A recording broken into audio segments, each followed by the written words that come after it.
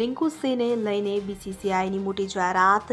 બીસીસીઆઈએ પુરુષ પસંદગી સમિતિએ રિંકુ સિંહને ભારતીય ટીમમાં સામેલ કર્યો હોવાની જાહેરાત કરી છે, જેથી હવે રિંકુ સિંહ ઇંગ્લેન્ડ લાયન્સ સામે રમનાર 4 દિવસીય ટેસ્ટ મેચ રમતો જોવા મળશે. મહત્વનું છે કે ત્રીજી મેચ માટે તેને પહેલા જ પસંદ કરી લેવામાં આવ્યો હતો. રિંકુ સિંહ માટે ટેસ્ટ ટીમમાં સામેલ થવાનું આ એક રીતે રોડમેપ છે, કારણ કે તેણે મર્યાદિત ઓવરોમાં ભારતીય ટીમ માટે સારું પ્રદર્શન કર્યું છે અને રણજી ટ્રોફીની આ સિઝનમાં તેની ટીમ માટે કેટલીક શાનદાર ઇનિંગ્સ રમી છે. મળતી માહિતી અનુસાર આ મેચ આવતીકાલથી અમદાવાદમાં ભારત એ અને ઇંગ્લેન્ડ લાયન્સ વચ્ચે રમાશે.